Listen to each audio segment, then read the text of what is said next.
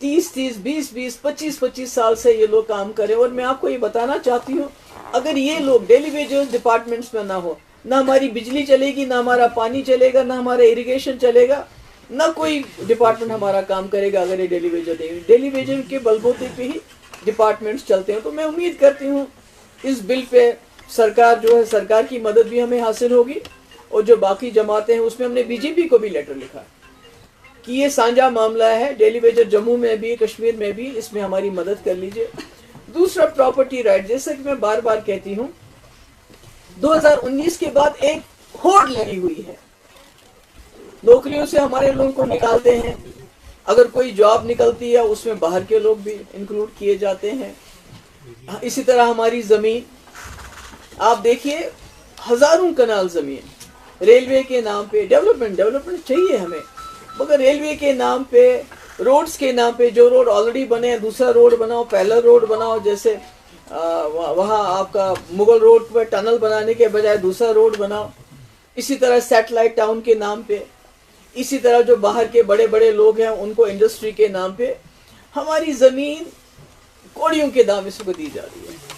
मगर जो यहाँ लोग रहते हैं, जिनके पास 12-13 मरले, 14 मरले, 8 मरले जिनने मकान बनाए हैं, तो उनको आपने पता है कई बार बुलडोजर चला, और ये बुलडोजर ज़्यादातर जम्मू में चलता है, और वो भी उन एरियाज में जहाँ बेचारे गरीब, गुजर, ट्राइबल, पहाड़ी लोग या कोई कश्मीरी भी मुसीबत में चला गया रहता है, तो रोज कहीं ना कहीं वहाँ बुलडोजर चलाया जाता है। तो हमने कहा कि ये जमीन जो जम्मू कश्मीर की है, ये यहाँ के लोगों का पहला हक बनता है।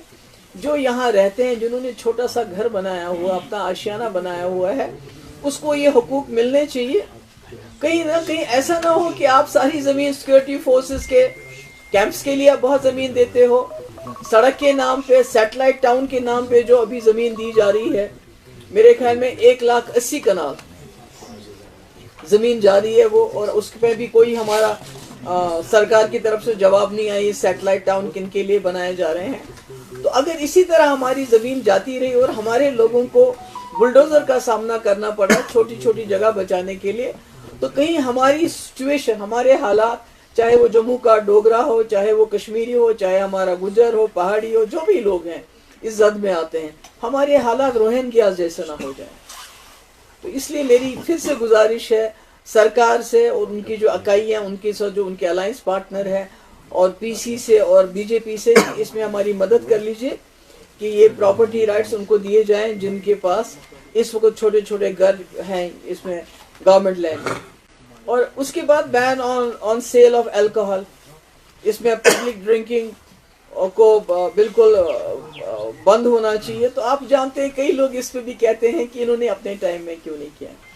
आप लोग गवाह हैं, 2019 से पहले चाहे नेशनल कॉन्फ्रेंस की सरकार थी या हमारी सरकार थी, पीडीपी की सरकार 1947 से लेके आज तक मुफ्ती साहब कुल 3 साल और 10 महीने चीफ मिनिस्टर रहे, और मैं 2 साल रही हूँ।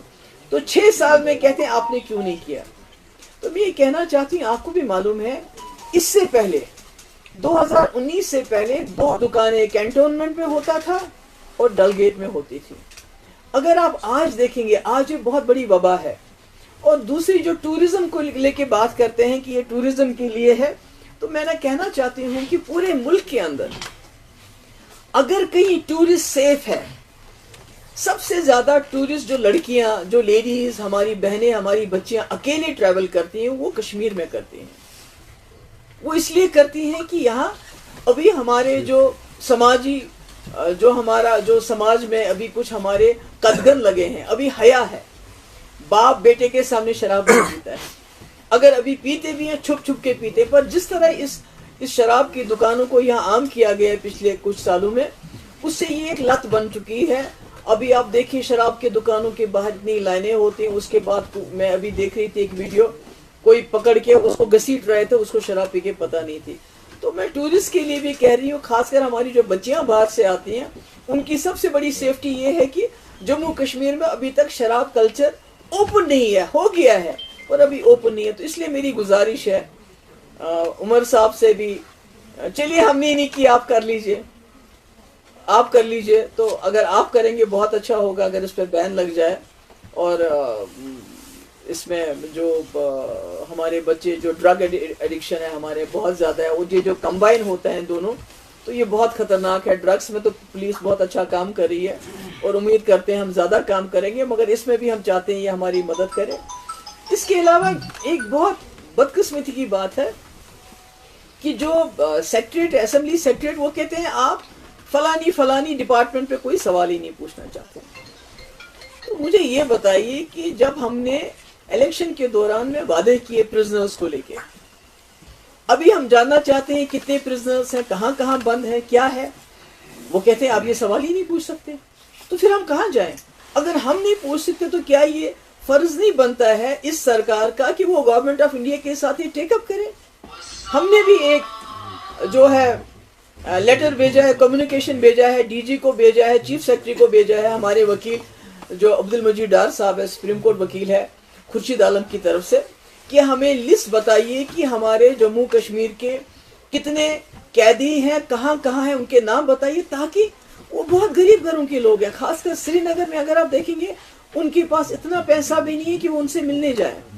ہم چاہتے ہیں کہ ہمیں پتا چلے تاکہ ہم کوشش کریں کسی نہ کسی طریقے سے ان کو کوئی لیگل مدد دی جائے، مگر ہمارے پاس لسٹ ہے. دوسرا یہ میری عمر صاحب سے متبانہ گزارش ہے کہ چلیے مانیے کہ آپ چھوڑ نہیں سکتے ہیں ان کو، یہ جو پرزنرز ہیں، مگر کم سے کم آپ یہ معاملہ تو اٹھائیے، ان کو وہاں سے یہاں شفٹ تو کر لیجئے. بہت بری حالت ہے. کئی ایسے لوگ ہیں جو کینسر کے پیشنٹ ہیں، مطلب میں نام نہیں لینا چاہتی، میں نام لوں گی کچھ لوگوں کا تو خدا نہ خواستہ ان کو اور تنگ کریں گے. تو میں ان سے یہی کہوں گی کہ